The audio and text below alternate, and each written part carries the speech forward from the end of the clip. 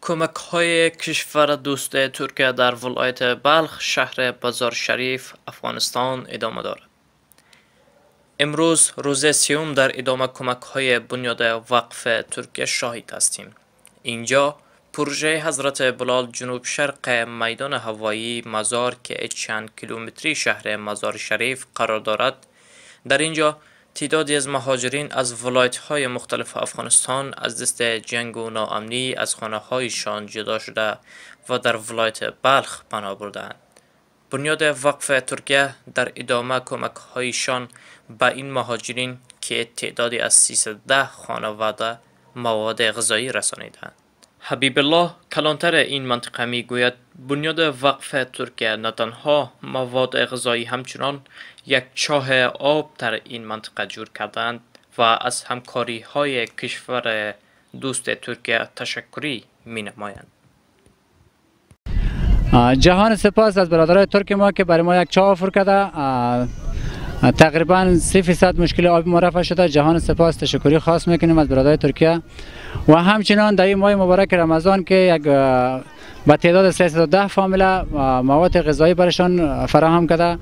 جهان سپاس تشکر، خدا اجر عظیمی برشان نصیب کنه. در امیدی که برادرای ترک ما دوباره ما را فراموش نکنه، دوباره باز هم کمک کنه.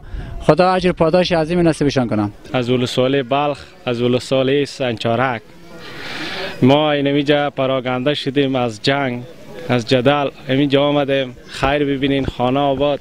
تشکر که اینمی ترکیه و ما اینجا چا جور کرده و اینی کمکا کرد.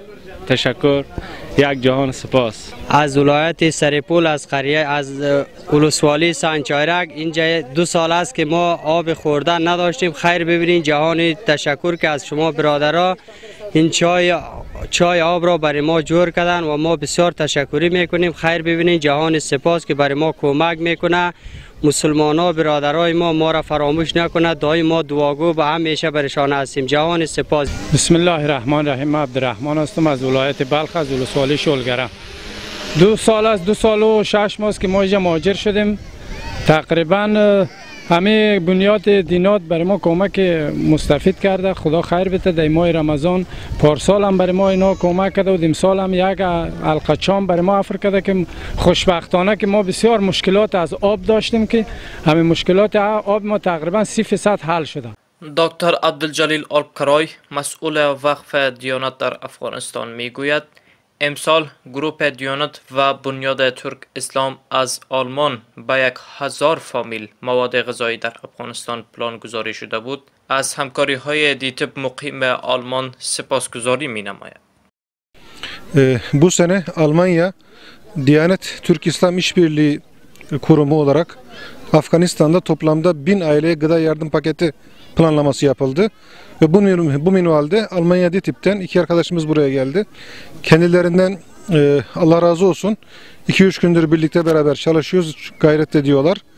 Ve yine Almanya'dan bu hayırların buraya ulaşmasına vesile olan DİTİB yönetimine ve oradaki bütün hayırsever kardeşlerimize canı gönülden Allah razı olsun diyorum. Çok teşekkür ediyoruz. کنسول ترکیه در مزار شریف سمی لطف و ترگت می‌افزاید که از آلمان به خاطر این کمک ها در افغانستان تشریف دارند سپاسگزارند و میگوید دیانت های ترکیه در 9 ولایت افغانستان که تحت ریاست خودشان قرار دارد به 6000 فامیل مواد غذایی کمک شده است و هر سال این فعالیت هایشان ادامه دارد و اضافه می کند که افغانستان در حال سختی جنگ به سر می برد و در این روز بعد در نزد همدیگر بودن هم مثل یک مسلمان و هم یک ترک مسئولیتشان بوده و امید از این که سالهای آینده به صلح پیوسته آرامی در این کشور بیاید.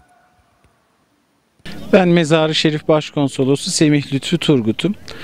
Öncelikle Almanya'dan gelen, DİTİB'i temsilen gelen 2 arkadaşımıza ve onların yapmış oldukları tüm faaliyetlere teşekkür ediyorum. Siz değerli izleyenlere ve fitresini, sadakasını, zekatını buraya gönderenlere de Allah razı olsun. Burada Türk Devleti ve Türk kurumları sadece benim görev bölgemde 9 vilayette 6000'in üzerinde aileye gıda yardımı kolisi ulaştırdı. Bu Ramazan'da yüzlerini güldürdük. Az da olsa bazı ihtiyaçlarını giderdik. Her yıl bu faaliyetleri yapıyoruz. Afganistan maalesef zor bir dönemden geçiyor. Bu zor döneminde Afgan halkının yanında olmak hem bir Müslüman olarak hem de bir Türk olarak belki de tarihe karşı bir sorumluluğumuz. İnşallah sorunlarını çözecektir Afganistan ve önümüzdeki yıllarda barışa ve huzura kavuşacaktır.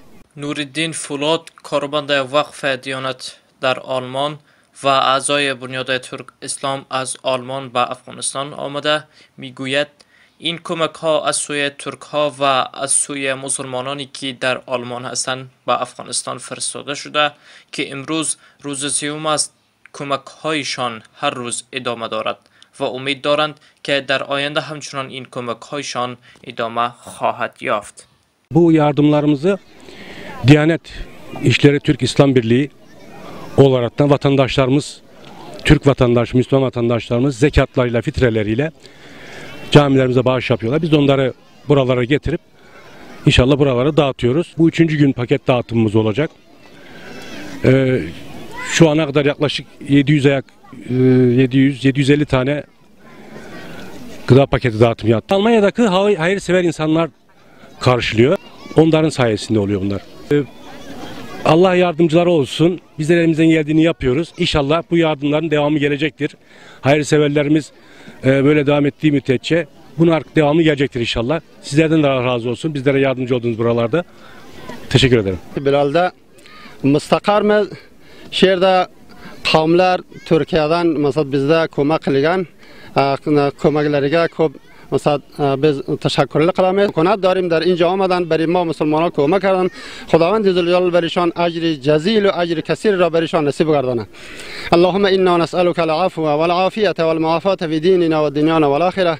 توفنا مسلمين والحقنا بالصالحين. ربنا وآتنا ما وعدتنا على رسلك ولا تخزنا يوم القيامة إنك لا تخلف الميعاد. ربنا لا تزغ قلوبنا بعد إذ هديتنا وهب لنا من لدنك رحمة إنك أنت الوهاب. ربنا ولا تحملنا ما لا طاقة لنا به واعف عنا واغفر لنا وارحمنا أنت مولانا فانصرنا على القوم الكافرين برحمتك يا أرحم الراحمين.